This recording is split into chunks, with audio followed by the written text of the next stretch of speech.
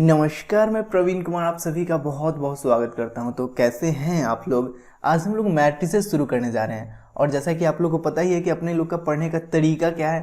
हम लोग किसी भी एक्सरसाइज के क्वेश्चंस को सॉल्व करने से पहले उस एक्सरसाइज के क्वेश्चंस को सॉल्व करने के लिए जितने भी कॉन्सेप्ट का ज़रूरी है, जितने भी टॉपिक्स का ज़रूरी है, उन सारे टॉपिक्स को समझते हैं, फिर उस एक्सरसाइज के क्वेश्चंस को सॉल्व करते हैं। उसी प्रकार से मैट्रिसेस का जो फर्स्ट एक्सरसाइज है, एक्सरसाइज 3.1, इस एक्सरसाइज को सॉल्व करने के लिए जितने भी कॉन्सेप्ट का ज़रूरी है, जितने भी टॉपिक्स का ज़रूरी है, उन सारे टॉपिक्स को हम लोग इस वीडियो में समझेंगे। फिर एक वीडियो में हम लोग एक्सरसाइज 3.1 की कंप्लीट सॉल्यूशन को देखेंगे, यानी कि प्रत्येक एक्सरसाइज के लिए 2 वीडियो, एक उस एक्सरसाइज का इंट्रोडक्शन वीडियो और एक उस एक्सरसाइज का कंप्लीट सॉल्यूशन वीडियो। बहुत मज़ा आने वाला है। बस आप लोग अगर वीडियो पे नए हैं, चैनल पे नए हैं, तो प्लीज़ चैनल को सब्सक्राइब कीजिएगा। वीडियो अच्छा लगे तो प्लीज़ भाई की वीडियो को लाइक भी कीजिएगा, ठीक है। तो चलिए सबसे पहले हम लोग मैट्रिसेस का सबसे बेसिक बात कि मैट्रिक्स क्या होता है उसको देखते हैं। अब देखिए, अपने लोग को मैट्रिक्स और मैट्रिसेस में बिल्कुल कंफ्यूज मत होना है, क्योंकि मैट्रिक्स जो है वो सिंगुलर वर्ड है और मैट्रिसेस जो है वो प्लूरल वर्ड है। मैट्रिक्स का बड़ा ही सिंपल सा डिफिनीशन है। A matrix is a collection of numbers arranged into a fixed number of rows and columns. और आप लोगों को तो पता है कि इतिहास गवाह है, डिफिनीशन रट के कोई महान नहीं हुआ है। तो अपने लोग को अगर डिफिनीशन याद होता है तो भी ठीक है, नहीं याद होता है तो भी ठीक है। बस इतना समझ लो कि इस टाइप का फिगर अगर देखने को मिल गया तो समझ लो मैट्रिक्स से दर्शन हो गया। क्लियर है? इस टाइप का फिगर देखने को मिल गया तो समझ लो मैट्रिक्स से दर्शन हो गया। अब इस मैट्रिक्स के अंदर में जितने भी माल पुर्जे भरे हुए हैं, इसको हम लोग एलिमेंट्स के नाम से जानते हैं। इसको हम लोग एलिमेंट्स के नाम से जानते हैं। वो केमिस्ट्री वाला एलिमेंट्स बिल्कुल मत समझ लेना, यहाँ अलग एलिमेंट है। अब देखिए, देखकर बताइए कि इसके अंदर टोटल कितना एलिमेंट है। इसके अंदर 1 2 3 4 5 6 7 8 9, इस मैट्रिक्स ए के अंदर टोटल 9 एलिमेंट्स हैं। क्लियर हो रहा है बात। अब एलिमेंट्स के बाद बात आता है कि किसी भी मैट्रिक्स का रोज और कॉलम्स हम लोग कैसे पहचानेंगे। देखिए, हॉरिजॉन्टल लाइन में जो भी एलिमेंट्स लिखा हुआ है उसको हम लोग रोज के नाम से जानते हैं, रो के नाम से जानते हैं, और वर्टिकल लाइन में जो भी एलिमेंट्स लिखा हुआ है उसको हम लोग कॉलम के नाम से जानते हैं। अब हॉरिजॉन्टल वर्टिकल क्या होता है? सोया हुआ लाइन हॉरिजॉन्टल लाइन, खड़ा लाइन वर्टिकल लाइन। जैसे कि ये लाइन सोया हुआ लाइन है, ये हॉरिजॉन्टल लाइन है, तो ये मेरा रो है, ये भी मेरा रो है, ये भी मेरा रो है। अब इस मैट्रिक्स के अंदर कितना रोज है ये पता हम लोग लगाते हैं। देखिए, ये रो है, इसको हम लोग फर्स्ट रो मान लेते हैं, ये सेकेंड रो और ये थर्ड रो। तो इस मैट्रिक्स के अंदर टोटल कितना रोज है? 3 रोज है।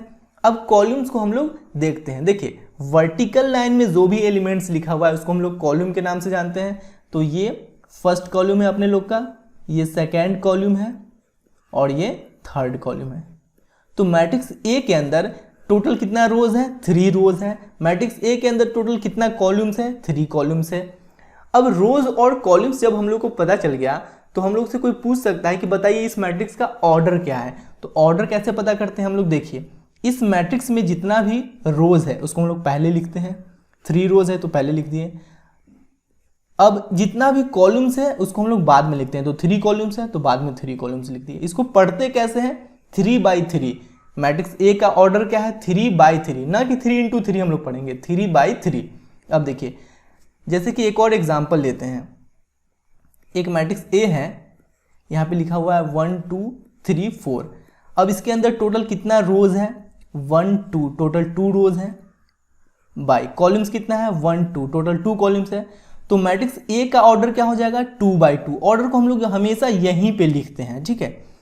अब किसी भी मैट्रिक्स का ऑर्डर अगर दे दिया जाए तो उससे हम लोगों को क्या क्या पता चलेगा वो हम लोग समझने का कोशिश करते हैं। यहाँ तक बात आप लोग को अच्छे से समझ में आ रहा है। एक और एग्जाम्पल हम लोग लेते हैं। बी एक मैट्रिक्स है। अब 1 2 3 4 5 6 ये इसका एलिमेंट्स है। तो पहले तो हम लोग बताते हैं कि इसका ऑर्डर क्या है। ऑर्डर बताने के लिए सबसे पहले हम लोग रोज लिखते हैं। तो 1 2, इसमें टोटल 2 रोज हैं तो 2। फिर उसके बाद कॉलम्स लिखते हैं। तो 1 2 3, इसमें टोटल 3 कॉलम्स है। तो मैट्रिक्स बी का ऑर्डर क्या है? 2/3। हम लोग हमेशा ऑर्डर को यहीं पे लिखते हैं, ठीक है। तो बी मैट्रिक्स का ऑर्डर क्या है? 2/3 का ऑर्डर है।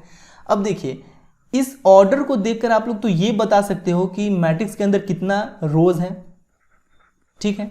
जैसे कि यहाँ पे 2 है तो इस मैट्रिक्स के अंदर टोटल नंबर ऑफ रोज है 2।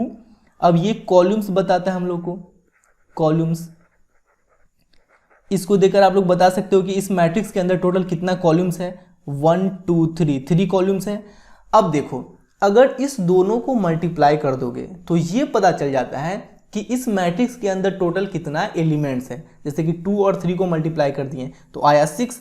अब ये जो 6 है वो ये बता रहा है कि इस मैट्रिक्स के अंदर टोटल नंबर ऑफ एलिमेंट्स कितना है। देखिए 1 2 3 4 5 6, इस मैट्रिक्स के अंदर टोटल नंबर ऑफ एलिमेंट्स 6 है। क्लियर है? तो किसी भी मैट्रिक्स के ऑर्डर को अगर आप लोग मल्टीप्लाई कर दोगे तो ये पता चल जाएगा कि उसके अंदर टोटल कितना एलिमेंट्स है। यहाँ तक बात अच्छे से क्लियर हुआ, रोज क्या होता है, कॉलम्स क्या होता है, ऑर्डर क्या होता है। ठीक है, अब आप लोग से क्वेश्चन पूछते हैं, आप लोग खुद बताना। मैट्रिक्स एक हम लोग ले लेते हैं, बी मैट्रिक्स है, ये है 1 2 3 4 6 9 2 5। अब बताओ इसमें ऑर्डर क्या है मैट्रिक्स बी का। तो ऑर्डर बताने के लिए सबसे पहले हम लोग टोटल नंबर ऑफ रोज देखते हैं। तो हॉरिजॉन्टल लाइन में जो भी एलिमेंट्स लिखा हो उसको हम लोग रो के नाम से जानते हैं। तो ये फर्स्ट रो, ये सेकेंड रो, तो इसमें टोटल कितना रोज है, 2 है। और टोटल कितना कॉलम्स है, 1 2 3 4, टोटल कॉलम्स है 4। तो 2/4 का इसका ऑर्डर हो गया। क्लियर है बात? अब 2/4 यानी 2 और 4 को जब हम लोग मल्टीप्लाई कर देंगे तो आएगा 8। इसका मतलब इसके अंदर टोटल 8 एलिमेंट्स है। गिन कर भी देख लो, 1 2 3 4 5 6 7 8, इसके अंदर टोटल 8 एलिमेंट्स है। अब देखिए, मान लीजिए कि एक मैट्रिक्स ए दिया गया है, ए एक मैट्रिक्स है, इसके अंदर केवल एक एलिमेंट है, मान लो वो एलिमेंट है 3। तो बताओ इस मैट्रिक्स का ऑर्डर क्या होगा। ऑर्डर देखने के लिए हम लोग सबसे पहले क्या देखते हैं कि टोटल नंबर ऑफ रोज कितना है, फिर देखते हैं कि टोटल नंबर ऑफ कॉलम्स कितना है। तो इस मैट्रिक्स के अंदर तो केवल एक ही रो है, तो 1/, इस मैट्रिक्स के अंदर तो केवल एक ही कॉलम है, तो 1/1 का इसका ऑर्डर हो जाएगा। बात क्लियर है? इस मैट्रिक्स के अंदर हॉरिजॉन्टल लाइन में जो एलिमेंट लिखा होता है उसको हम लोग रो के नाम से जानते हैं। तो ये हॉरिजॉन्टल लाइन तो एक ही रो है, ये वर्टिकल लाइन तो एक ही कॉलम है, तो 1/1 का इसका ऑर्डर हो जाएगा। बहुत आसान है, समझ में आ रहा है। रोज, कॉलम्स, ऑर्डर, ये सारे चीज अच्छे से क्लियर हुआ। अब हम लोग चलते हैं टाइप्स ऑफ मैट्रिसेस पे, लेकिन उससे पहले एक और छोटा सा एग्जांपल हम लोग देखते हैं। जैसे कि मान लीजिए एक मैट्रिक्स ए इक्वल टू दे रखा है 1 2 6 7 3 5 2 8 9। ठीक है, ये मैट्रिक्स ए है।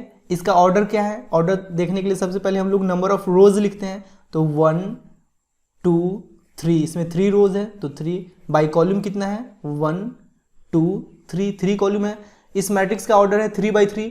अब अगर आपसे कोई पूछे कि बताइए इस मैट्रिक्स में A21 क्या है, A21 कहने का मतलब कि सेकेंड रो के फर्स्ट कॉलम का कौन सा एलिमेंट है। पहले रो लिखा जाता है फिर कॉलम, तो सेकेंड रो के फर्स्ट कॉलम का कौन सा एलिमेंट है। देखिए ये है सेकेंड रो, ये फर्स्ट रो, ये सेकेंड रो। अब सेकेंड रो के फर्स्ट कॉलम है और ये है फर्स्ट कॉलम, तो सेकेंड रो के फर्स्ट कॉलम का कौन सा एलिमेंट है, 7। तो यहाँ पे हम लोग 7 लिख देंगे। अगर आप लोग से कोई पूछे कि बताइए A13 क्या है, यानी कि फर्स्ट रो के थर्ड कॉलम का कौन सा एलिमेंट है, तो फर्स्ट रो ये है और थर्ड कॉलम, देखिए ये फर्स्ट कॉलम, ये सेकंड कॉलम, ये थर्ड कॉलम, तो फर्स्ट रो के थर्ड कॉलम का एलिमेंट है 6। तो यहाँ पे हम लोग 6 लिख देंगे। अगर आप लोग से कोई पूछे कि बताइए A32 क्या है, A32 यानी कि थर्ड रो के सेकंड कॉलम का कौन सा एलिमेंट है, तो ये है थर्ड रो और ये है सेकंड कॉलम, तो थर्ड रो के सेकंड कॉलम का कौन सा एलिमेंट है, 8 लिख देंगे हम लोग यहाँ पे।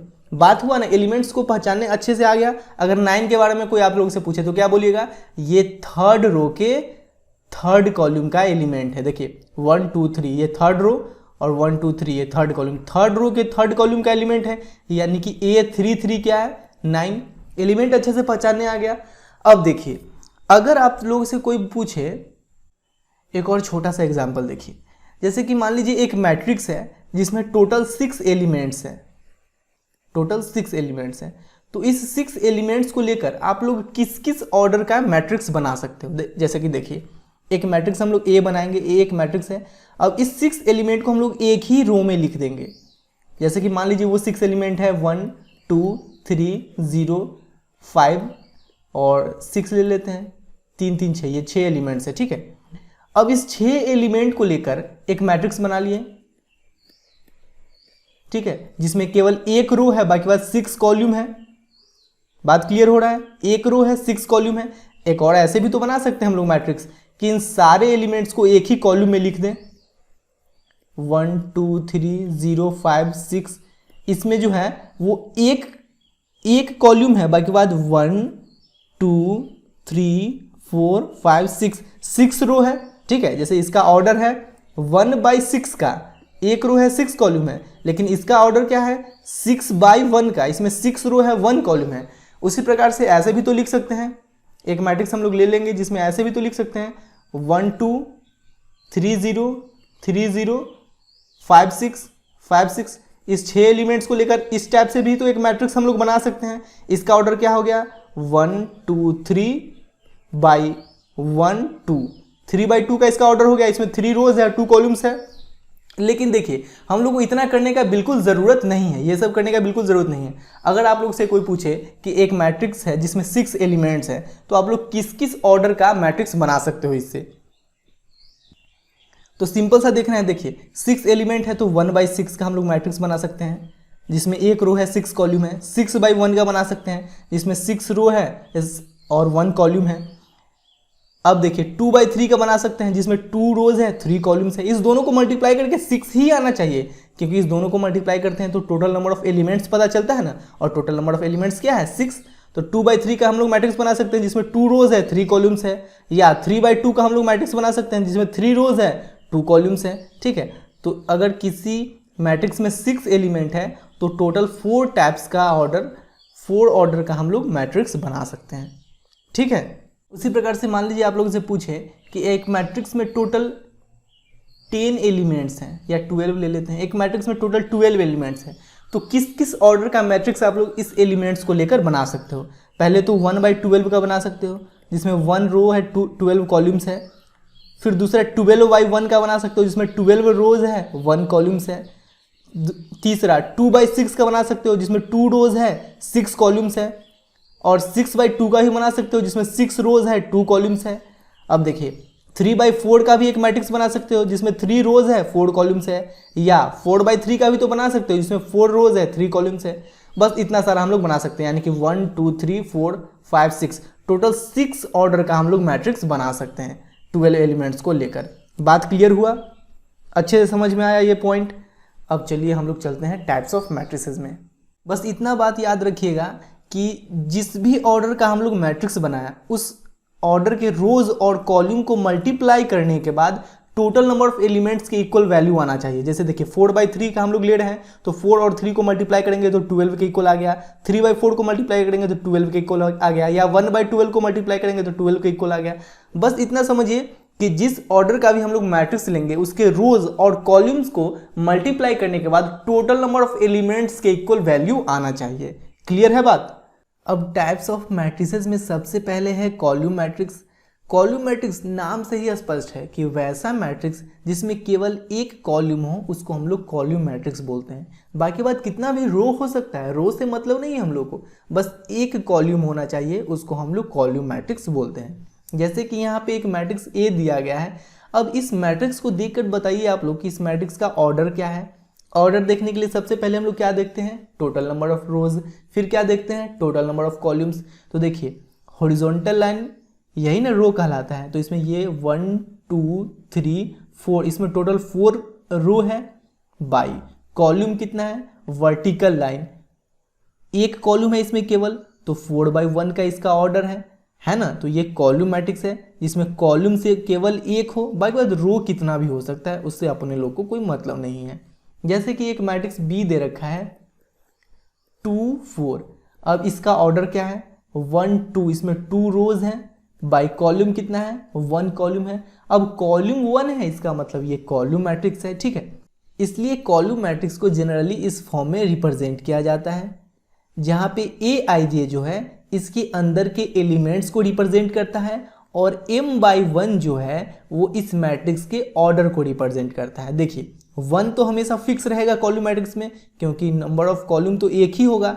बाकी बात इस m के जगह यानी कि नंबर ऑफ रोज के जगह कुछ भी हो सकता है, कितना भी रो हो सकता है, लेकिन कॉलम मैट्रिक्स में कॉलम हमेशा 1 ही होगा। क्लियर है बात। अब हम लोग आते हैं रो मैट्रिक्स में। सिंपल सा है, नाम से ही स्पष्ट है, वैसा मैट्रिक्स जिसमें टोटल नंबर ऑफ रो केवल 1 हो उसको हम लोग रो मैट्रिक्स बोलते हैं। जैसे कि यहाँ पे एक मैट्रिक्स दे रखा है बी। देखिए अब इस मैट्रिक्स का ऑर्डर बताइए क्या है। देखिए ऑर्डर बताने के लिए सबसे पहले टोटल नंबर ऑफ रोज देखते हैं, और हॉरिजॉन्टल लाइन ही ना मेरा रो कहलाता है, तो ये देखिए एक ही हॉरिजॉन्टल लाइन है, तो 1 बाई, अब कॉलम कितना है 1 2 3 4, इसमें टोटल 4 कॉलम है, 1/4 इस मैट्रिक्स का ऑर्डर है। अब इसमें केवल एक ही रो है इसलिए ये रो मैट्रिक्स है। बात क्लियर हो रहा है। एक और एग्जांपल लेते हैं। ए एक मैट्रिक्स है, 2 4 6 इसका एलिमेंट्स हैं। तो इस मैट्रिक्स का ऑर्डर क्या है, देखिए इसमें टोटल नंबर ऑफ रो है 1, तो 1 by total number of column है 1 2 3 कॉलम है, तो 1/3 का इसका ऑर्डर है। अब इसमें केवल एक रो है इसलिए ये रो मैट्रिक्स हो गया। बहुत ही आसान बात है इसको पहचानना।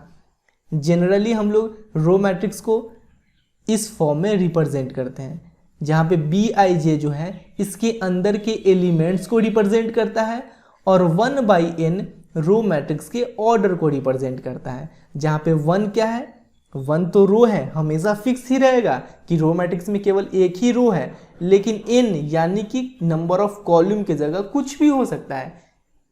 बात क्लियर हो रहा है कि नहीं। जैसे देखिए कॉलम मैट्रिक्स में यहाँ पे कॉलम फिक्स था कि 1 ही होगा, नंबर ऑफ रोज की जगह कुछ भी हो सकता है।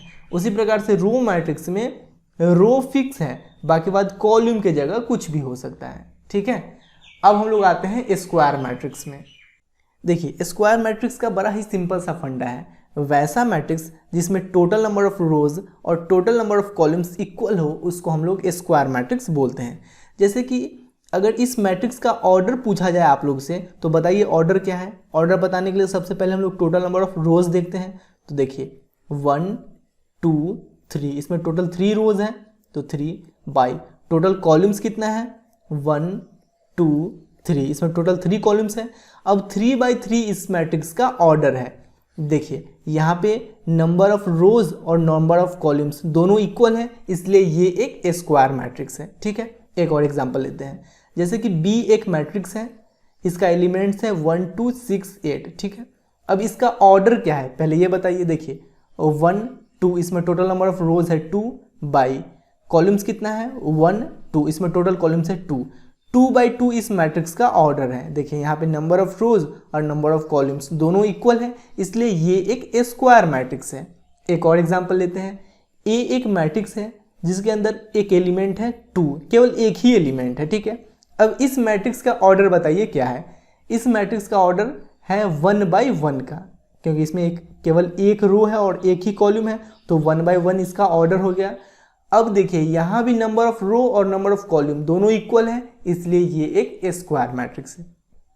क्लियर हो रहा है बात, अच्छे से समझ में आ रहा है। स्क्वायर मैट्रिक्स को जनरली हम लोग इस फॉर्म में रिप्रेजेंट करते हैं, जहाँ पे Aij जो है जो इस मैट्रिक्स के अंदर के एलिमेंट्स को रिप्रेजेंट करता है, और M/M जो है जो इस मैट्रिक्स के ऑर्डर को बताता है। देखिए स्क्वायर मैट्रिक्स है तो नंबर ऑफ रोज और नंबर ऑफ कॉलम्स दोनों इक्वल होगा, इसलिए रो के जगह भी m लिखा गया है और कॉलम के जगह भी m लिखा गया है, क्योंकि नंबर ऑफ रोज और नंबर ऑफ कॉलम्स दोनों तो इक्वल ही होगा।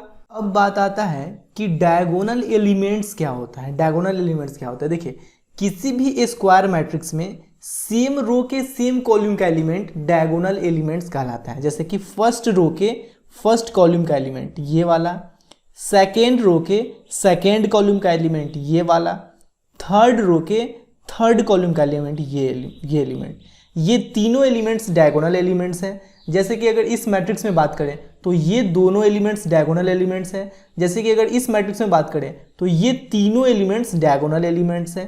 क्लियर हो रहा है। सेम रो के सेम कॉलम का एलिमेंट, यानी कि फर्स्ट रो के फर्स्ट कॉलम का एलिमेंट, सेकेंड रो के सेकेंड कॉलम का एलिमेंट, थर्ड रो के थर्ड कॉलम का एलिमेंट, इसको हम लोग डायगोनल एलिमेंट्स के नाम से जानते हैं। डायगोनल एलिमेंट अच्छे से क्लियर हुआ।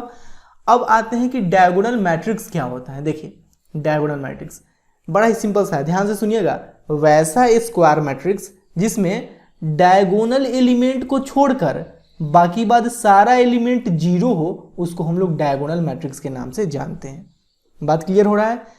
डायगोनल एलिमेंट्स को छोड़कर बाकी बाद सारा एलिमेंट जीरो हो, यही ना मेरा डायगोनल एलिमेंट है। डायगोनल एलिमेंट मेरा यही है, तो इस डायगोनल एलिमेंट को छोड़कर बाकी बाद सारा एलिमेंट जीरो हो, इसको हम लोग डायगोनल एलिमेंट्स के नाम से जानते हैं।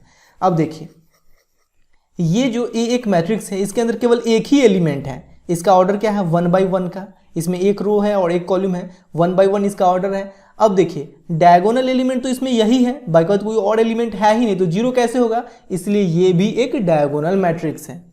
क्लियर हो रहा है बात।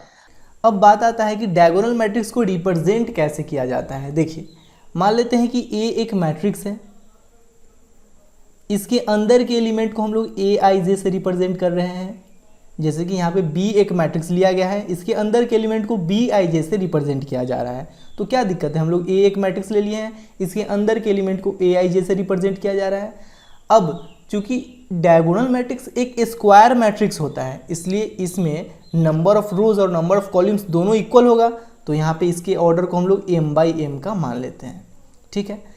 अब लेकिन ये डायगोनल मैट्रिक्स को रिप्रेजेंट नहीं कर रहा है, क्योंकि डायगोनल मैट्रिक्स में एक कंडीशन है कि वैसा स्क्वायर मैट्रिक्स, ये तो स्क्वायर मैट्रिक्स को रिप्रेजेंट कर रहा है, तो वैसा स्क्वायर मैट्रिक्स जिसमें डायगोनल एलिमेंट को छोड़कर बाकी बात सारा एलिमेंट जीरो हो, उसको हम लोग ना डायगोनल मैट्रिक्स बोलते हैं।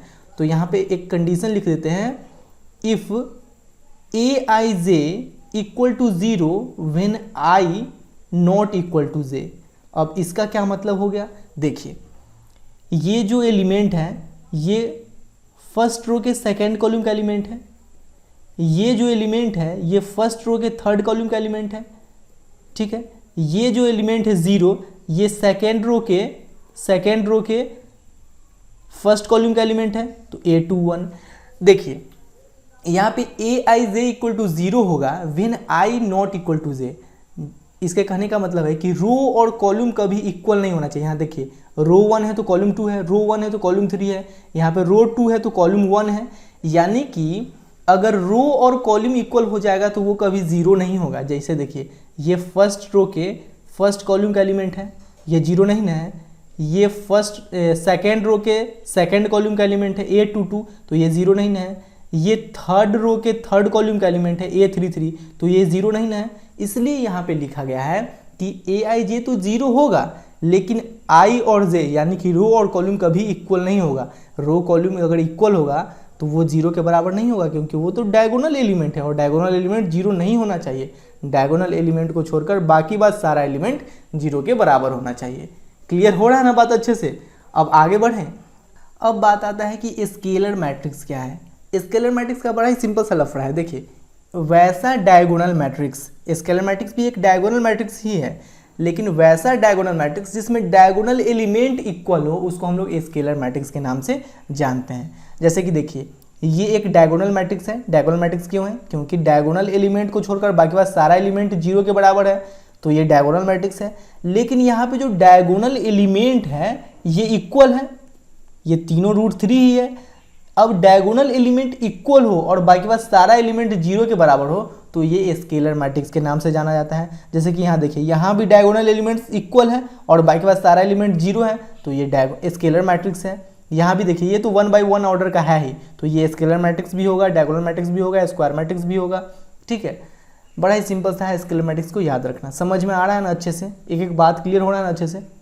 अब बात आता है कि स्केलर मैट्रिक्स को रिप्रेजेंट कैसे किया जाता है। बड़ा ही सिंपल है। देखिए बी एक मैट्रिक्स है, इसके अंदर के एलिमेंट्स को बी आई जे से रिप्रेजेंट किया जा रहा है, और चूंकि स्केलर मैट्रिक्स हो या डायगोनल मैट्रिक्स ये सारा तो स्क्वायर मैट्रिक्स ही होता है, इसलिए यहाँ पे नंबर ऑफ रोज और नंबर ऑफ कॉलम्स दोनों इक्वल होगा। तो बी एक मैट्रिक्स है, इसके अंदर के एलिमेंट्स को बी आई जे से रिप्रेजेंट किया जा रहा है, इसका ऑर्डर है n बाई एन का। लेकिन इसमें कंडीशन क्या आ गया कि बी आई जे जीरो के बराबर होगा when i not equal to जे। यानी कि देखिए फर्स्ट रो के फर्स्ट कॉलम का एलिमेंट यानी कि B11 ये जीरो के बराबर नहीं ना है, सेकेंड रो के सेकेंड कॉलम का एलिमेंट यानी कि B22 ये जीरो के बराबर नहीं ना है, थर्ड रो के थर्ड कॉलम का एलिमेंट यानी कि B33 ये जीरो के बराबर नहीं ना है। इसलिए यहाँ पे I और J इक्वल नहीं होना चाहिए, यानी कि B12 जीरो के बराबर हो सकता है। यहाँ पे लिखा हुआ है ना BIJ equal to zero when I not equal to J, यानी कि B12 फर्स्ट रो के सेकेंड कॉलम का एलिमेंट जीरो के बराबर हो सकता है, B13 यानी कि फर्स्ट रो के थर्ड कॉलम का एलिमेंट जीरो के बराबर हो सकता है, B21 यानी सेकेंड रो के फर्स्ट कॉलम का एलिमेंट जीरो के बराबर हो सकता है। लेकिन सेम रो के सेम कॉलम का एलिमेंट यानी कि B11 या B22 या B33 ये जीरो के बराबर नहीं हो सकता है, इसलिए यहाँ पे लिखा जाता है I not equal to J। और एक और कंडीशन इसमें है कि देखिए पहले इसको मिटा देते हैं। B I J equal to के व्हेन आई इक्वल टू जे, यानी कि सेम रो के सेम कॉलम का एलिमेंट हमेशा इक्वल होगा। जैसे कि B11, देखिए यहाँ पे आई और जे दोनों इक्वल हैं। B11 यानी कि ये एलिमेंट, B22 सेकेंड रो के सेकेंड कॉलम का एलिमेंट ये वाला, B33 यानी कि थर्ड रो के थर्ड कॉलम का एलिमेंट ये वाला, ये तीनों इक्वल होगा। इसका कोई कांस्टेंट वैल्यू होगा के यहाँ पे मान लिया गया है, इसलिए यहाँ पे लिखा गया है कि b I J equal to के when I equal to j for some constant k. Clear हुआ स्केलर मैट्रिक्स को रिप्रेजेंट कैसे किया जाता है। अब आते हैं हम लोग आइडेंटिटी मैट्रिक्स में। देखिए आइडेंटिटी मैट्रिक्स को समझना बहुत ही आसान है। वैसा स्क्वायर मैट्रिक्स जिसमें डायगोनल एलिमेंट 1 के इक्वल हो और बाकी बात सारा एलिमेंट्स 0 के बराबर हो, उसको हम लोग स्क्वायर मैट्रिक्स बोलते हैं। जैसे कि देखिए ये एक स्क्वायर मैट्रिक्स है, इसका ऑर्डर है 3×3 का है। अब यहाँ पे ये जो डायगोनल एलिमेंट है ये 1 के इक्वल है, बाकी बात सारा एलिमेंट्स 0 के इक्वल है, तो ये आइडेंटिटी मैट्रिक्स है। ठीक है, अब देखिए ये वाला, ये 2×2 का एक मैट्रिक्स है। अब ये जो डायगोनल एलिमेंट है ये 1 के इक्वल है और बाकी बात सारा एलिमेंट्स 0 के इक्वल है, तो ये एक आइडेंटिटी मैट्रिक्स है। अब देखिए ये भी एक आइडेंटिटी मैट्रिक्स है। 1 जो है वो डायगोनल एलिमेंट है और ये 1×1 ऑर्डर का है, तो बाकी बात और एलिमेंट है ही नहीं जो 0 होगा। इसलिए अगर सिंपल 1 एलिमेंट को लेकर 1 को लेकर एक मैट्रिक्स बनाया जाए 1×1 ऑर्डर का, तो ये भी एक आइडेंटिटी मैट्रिक्स ही होगा। क्लियर है। अब बात आता है कि आइडेंटिटी मैट्रिक्स को रिप्रेजेंट कैसे किया जाए। देखिए बड़ा ही सिंपल है।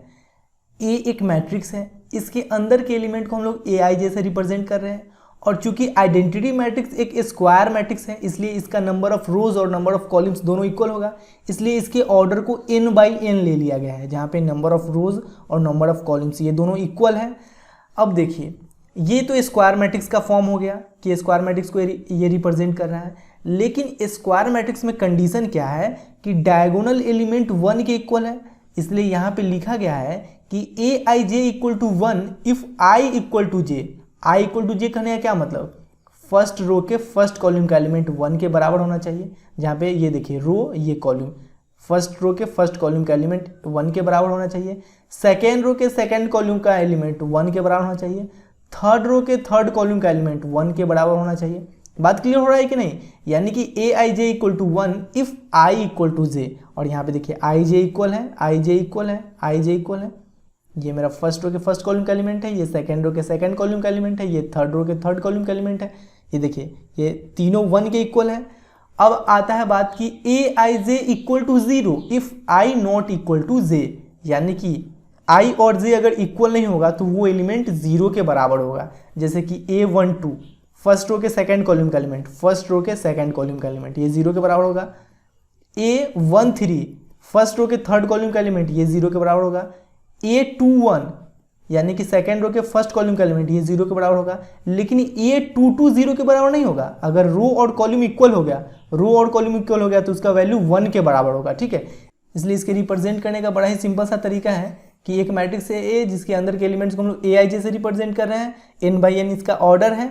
अब ए आई जे 1 के बराबर होगा if i equal to j, a i j 0 के बराबर होगा if i not equal to j. ठीक है, अब बात आता है कि जीरो मैट्रिक्स क्या है। बड़ा ही सिंपल सा बात है। वैसा मैट्रिक्स, जीरो मैट्रिक्स में कोई कंडीशन नहीं है कि स्क्वायर मैट्रिक्स ही होना चाहिए, बस इतना सा है बात कि वैसा मैट्रिक्स जिसके अंदर का सारा एलिमेंट्स 0 के इक्वल हो उसको हम लोग जीरो मैट्रिक्स के नाम से जानते हैं। जैसे कि देखिए ये एक मैट्रिक्स है, इसके अंदर का दोनों एलिमेंट्स 0 के इक्वल है। ये मैट्रिक्स के अंदर का ये सारा एलिमेंट्स 0 के इक्वल है, इस मैट्रिक्स के अंदर का सारा एलिमेंट्स 0 के इक्वल है, इसलिए ये जीरो मैट्रिक्स है। जीरो मैट्रिक्स अच्छे से क्लियर है। अब देखिए अब आता है कि इक्वालिटी ऑफ मैट्रिक्सेस, यानी कि दो मैट्रिक्स इक्वल कब हो सकता है। देखिए पहला कंडीशन है कि they are of the same order, यानी कि दोनों मैट्रिक्स का ऑर्डर सेम होना चाहिए। एंड सेकेंड कंडीशन है each element of a is equal to the corresponding element of b, that is a i J equal to b I j for all i and j. देखिए इसको हम लोग अच्छे से समझते हैं देसी लैंग्वेज में। पहले तो सेम ऑर्डर होना चाहिए। जैसे कि देखिए ये दोनों मैट्रिक्स इक्वल है, दोनों मैट्रिक्स का ऑर्डर सेम है, ये भी 2/2 का है और ये भी 2/2 का है। ठीक है, अब बोल रहा है कि उसके कॉरेस्पॉन्डिंग एलिमेंट्स इक्वल होना चाहिए, यानी कि इस मैट्रिक्स के फर्स्ट रो के फर्स्ट कॉलम का एलिमेंट ये एलिमेंट इस मैट्रिक्स के फर्स्ट रो के फर्स्ट कॉलम का एलिमेंट इस एलिमेंट के इक्वल होना चाहिए। इस मैट्रिक्स के फर्स्ट रो के सेकंड कॉलम का एलिमेंट ये एलिमेंट इस मैट्रिक्स के फर्स्ट रो के सेकंड कॉलम के एलिमेंट के इक्वल होना चाहिए। सिंपल सा है, ये एलिमेंट इसके इक्वल, सेकंड रो के फर्स्ट कॉलम का एलिमेंट सेकंड रो के फर्स्ट कॉलम का एलिमेंट, सेकंड रो के सेकंड कॉलम का एलिमेंट सेकंड रो के सेकंड कॉलम के एलिमेंट के इक्वल होना चाहिए। ठीक है, तो सिंपल सा कंडीशन है कि अगर दो मैट्रिक्स इक्वल होगा जब दोनों का ऑर्डर सेम हो और दोनों के कॉरेस्पॉन्डिंग एलिमेंट्स इक्वल हो। यहाँ पे लिख भी दिया गया है aij इक्वल टू bij, यानी कि देखिए aij और bij कहने का क्या मतलब है। एक मैट्रिक्स हम लोग a लेते हैं, ये है 2 4 6 3। अब एक मैट्रिक्स b लेते हैं 2 4 6 3।